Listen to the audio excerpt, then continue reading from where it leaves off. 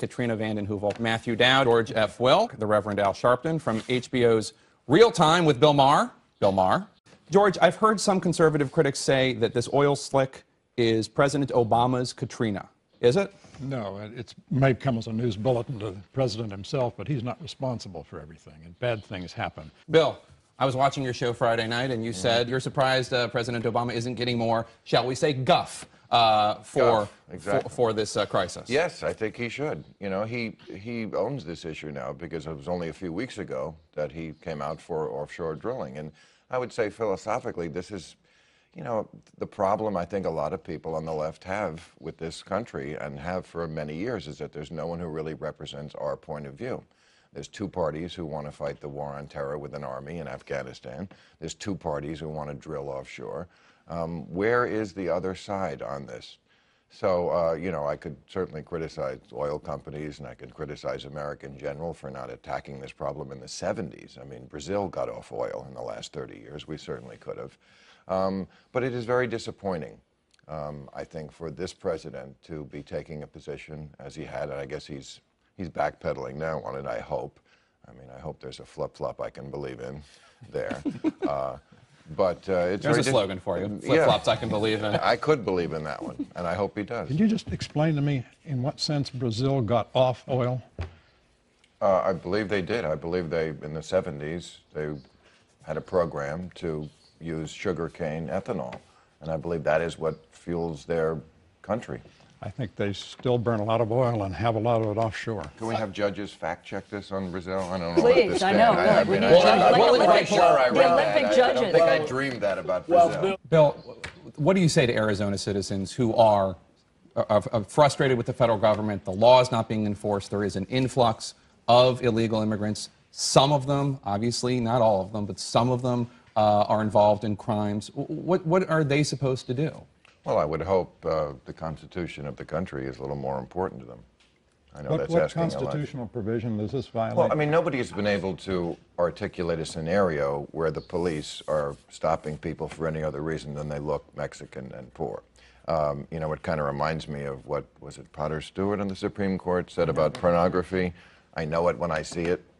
That seems to be the standard the police are now using with immigration. I think something called equal protection under the law. Government power is something that really bothers conservatives unless it's directed toward people who aren't white. You know, I mean, it does seem like there's some of that going on there. Mr. Maher just said, if I heard him right, that conservatives basically are racist and they like government intrusion only against people who aren't white.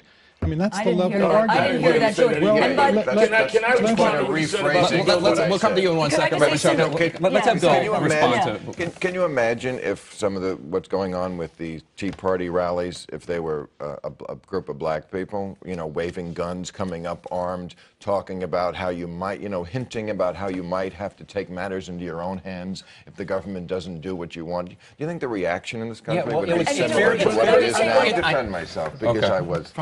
Just what he said about, or rephrasing I would never say, and I have never said, because it's not true, that Republicans, all Republicans are racist. That would be silly and wrong. But nowadays, if you are racist, you're probably a Republican. Virginia Governor Bob McDonnell, a conservative Republican, and Florida Congressman Connie Mack have had some tough words about parts of this law.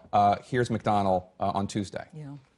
I'm concerned about the whole idea of carrying papers and always have to be able to prove your citizenship. That brings up shades of some other regimes that were not particularly helpful to democracy and civil rights. And Florida Congressman Connie Mack said in a press release, this law of frontier justice where law enforcement officials are required to stop anyone based on reasonable suspicion that they may be in the country illegally is reminiscent of a time during World War II when the Gestapo in Germany stopped people on the street and asked for their papers without probable cause. George, these are conservative Republicans. I mean, nobody would question Bob McDonnell's bona fides as a conservative. And they are voicing serious concern about this law. Yes, to enter Mr. McDonnell's Capitol building or to enter the House office building where Connie Mack works, you have to show a government-issued ID. When you say, Mr. Will, that if you go to Mr. McDonnell's building or Congressman Mack's building, you have to show ID, that is the point. Everyone has to show ID. Right. They do not have guards stand there and say, only you that I deem to be reasonably suspect because I think you come from a particular group that may be entering the building to do harm, we're going to search you.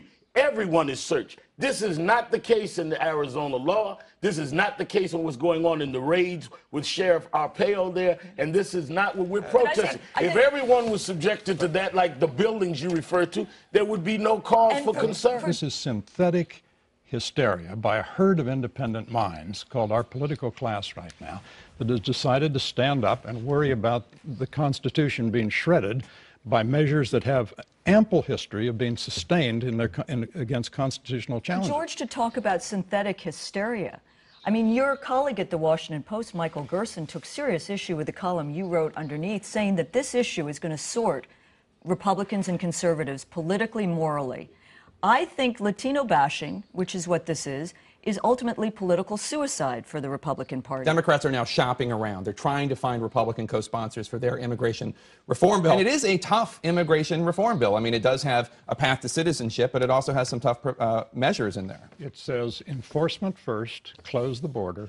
Later, we will worry about comprehensive reform. It could have been written by Republicans. I'm sure Mr. Wills is going to endorse that this morning and make news. It's interesting to me that those on the right that is headed by Brother Will here has not cheered this on. If he says it could have been written by a Republican, then why didn't he write in his column this morning that he supports it? What enforcement of immigration laws do you support?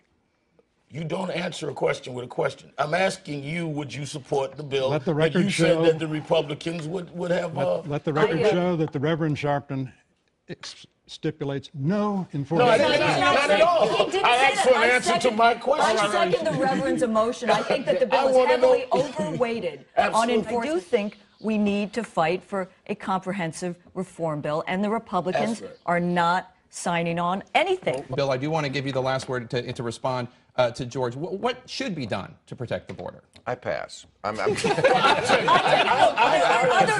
movements. You guys, we'll talk about Charlie Crist. We didn't get time to do that. We'll talk about that in the Green Room, and the roundtable will continue in the Green Room on abcnews.com. Political expediency. He was about to lose his primary. He's a long-term Republican. He was actually a candidate mentioned as a possible presidential candidate in 2012 as a Republican. Political expediency. He decided he couldn't win the Republican primary. His only route to election was running as an independent. And he was hiding a terrible secret. He's a moderate. And in the Republican Party these days, that's a very lonely place to be. I mean, it's amazing to me that in that race, and maybe the John McCain race, I think in John McCain versus Hayworth in Arizona, Hayworth cannot win, I think, the general election, and McCain cannot win the primary. So that's an interesting place the party has put them in with their candidate. Are you similarly upset by the fact that Blanche Lincoln, a moderate Democrat, is being opposed, actually trying to purge her from the Democratic Party by MoveOn.org and the unions in Arkansas? Does that strike you as similarly offensive? Well, I'm not a Democrat, so it would not offend me. Hasn't the middle, where the middle is in this country, changed a lot, moved a lot to the right in the last 30 years? I mean, I think some of the things that Nixon did and Reagan did would be unacceptable to the Republican Party today. I think.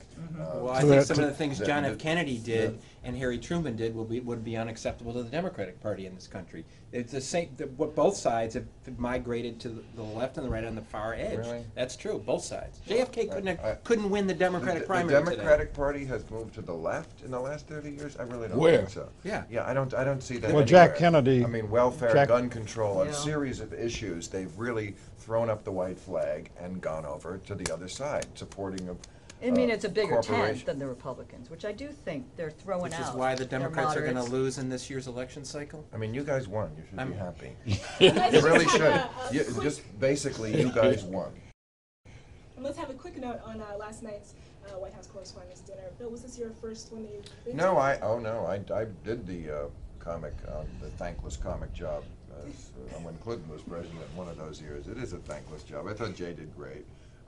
You know, you're following the President of the United States, who's really good and had great writers and delivered it great. And, you know, he can do jokes that nobody else can do. So, you know, it's a tough gig for the comic that follows.